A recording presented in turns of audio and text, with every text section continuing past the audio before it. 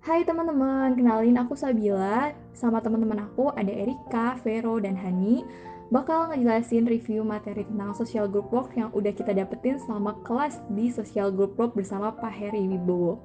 Jadi, gimana nih teman-teman? Apa sih bedanya casework sama group work itu?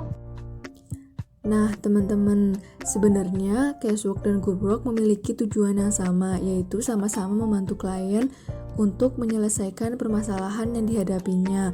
Yang membedakan di sini, casework membantu klien secara individu, sedangkan group work membantu klien secara berkelompok. Lalu, kita sebagai calon seorang pekerja sosial membuat sistem klien yang terdapat di group work dibagi menjadi dua, yaitu mungkin dapat dijelaskan oleh teman saya, Vero. Nah, jadi sistem klien itu dibagi lagi menjadi dua. Yang pertama, level mikro. Di sini terdiri dari individual, family, dan group. Sedangkan di level berikutnya, yaitu makro, terdiri dari organisasi yang bertujuan untuk meningkatkan organisasi tersebut, meningkatkan layanan, dan juga mengembangkan layanan yang ada. Dan ada komunitas, di mana bertujuan untuk memperbaiki kondisi masyarakat dan juga memberdayakannya.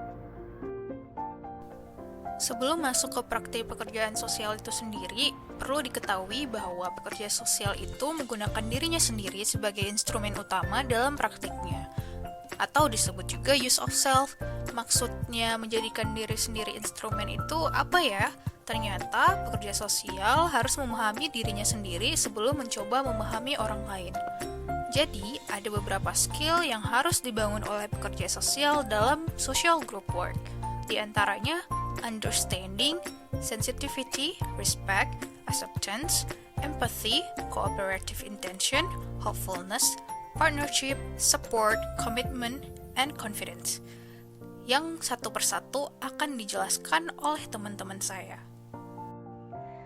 Skill yang pertama yaitu understanding, pemahaman untuk helping others atau membantu orang lain.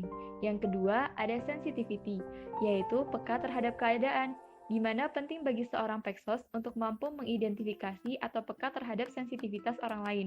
Contohnya aja misal nih, seberapa mudahnya sih seseorang itu tersinggung atau bagaimana respon seseorang akan berbagai hal. Nah, selanjutnya yang ketiga ada respect, yaitu menghormati klien. Maksudnya adalah, sebagai peksos, kita harus menghormati cerita atau respon yang diberikan oleh klien. Tidak boleh memandang rendah cerita atau permasalahan yang dialami klien. Selanjutnya, acceptance. Kita sebagai seorang pekerja sosial harus mampu menciptakan perasaan diterima untuk klien kita. Hal ini dikarenakan banyak individu yang bermasalah dalam kelompoknya karena dia merasa tidak diterima oleh kelompoknya atau dia merasa tertolak. Kemudian empati. Empati di sini melibatkan pengertian dan apresiasi terhadap perasaan orang lain, tanpa perlu kita mengalaminya. Jadi diharapkan seorang pekerja sosial itu dapat mengerti dan mengapresiasi perasaan orang lain walaupun dia sendiri tidak mengalami hal yang sama.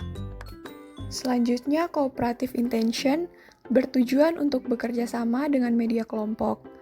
Di sini, masing-masing anggota kelompok diharapkan merasakan manfaat dari kelompok tersebut.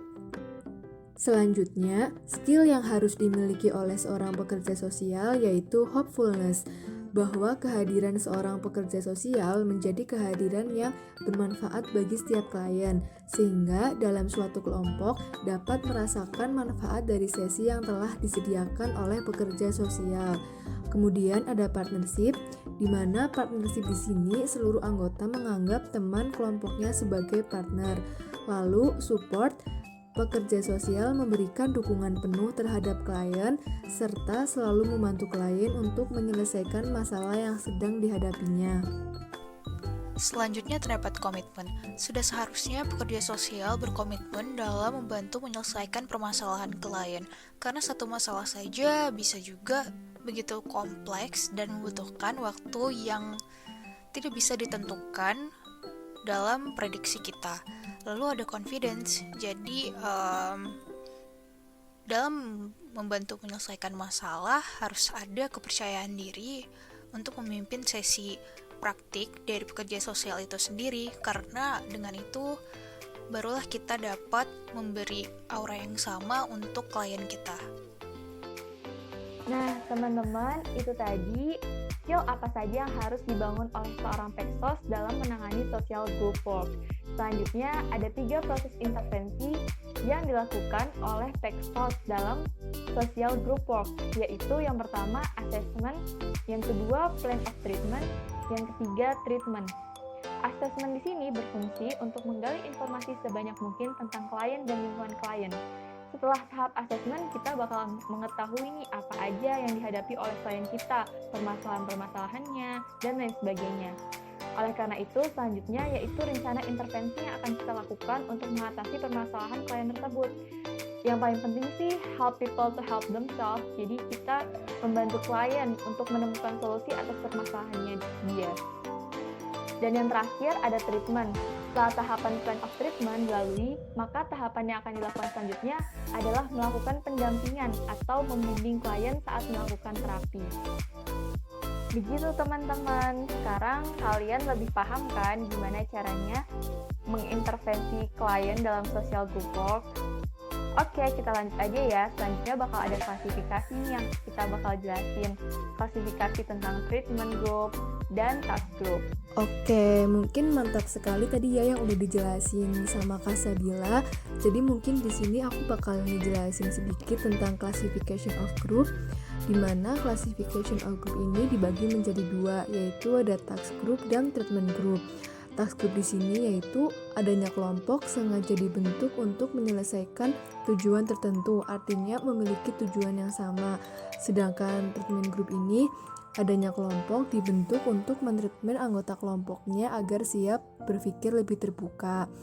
Nah, dalam treatment group sendiri ini dibagi lagi nih teman-teman menjadi 5 classification treatment group, yaitu antara lain ada support group, ada educational group, ada growth group, ada therapy group, serta ada socialization group. Mungkin aku bakal ngejelasin sedikit tentang support group dan educational group. Support group ini adanya kelompok memudahkan dalam bekerja, serta dengan adanya kelompok dapat membantu klien memberi kemampuan coping skill atau kemampuan diri. Sedangkan educational group yaitu seperti pelatihan, training, workshop, dan group work dengan metode yang sangat interaktif. Selanjutnya ada growth group. Lingkungan dari growth group ini akan membantu membangkitkan self-improvement klien karena di dalam grup ini para anggota merasa dihargai satu sama lain dan merasa pengalamannya dapat membantu satu sama lainnya. Selanjutnya ada therapy group. Therapy group itu tujuannya agar klien dapat diterapi, jadi mereka bersama-sama di sana dengan anggota yang lain. Ada juga tenaga profesional termasuk pekerja sosial yang akan membantu dalam pemecahan masalahnya yang lebih kompleks. Dan terakhir ada socialization group, tujuannya agar klien dapat beradaptasi dengan lingkungannya. Nah, selanjutnya, apa aja sih manfaat grup itu? Manfaat grup ada 4. Yang pertama, universality, kemudian acceptance, hope, dan yang terakhir kognitif. Yang dimaksudkan dengan universality di sini ialah kita berhasil membuat klien tidak merasa sendirian. Kemudian dalam acceptance, beberapa orang tidak diterima dalam kelompoknya, sehingga Peksoslah yang berperan untuk menciptakan perasaan diterima kepada kliennya. Berikutnya, hope. Di sini kita memunculkan harapan bahwa klien kita bisa sembuh dan dia dapat berkembang menjadi lebih baik. Dan yang terakhir ialah kognitif, di mana pola pikir klien kita berubah. Sekian dari kelompok kami, terima kasih sudah menyaksikan. Semoga video ini dapat bermanfaat buat kalian semua. Ditunggu ya di video selanjutnya. Terima kasih.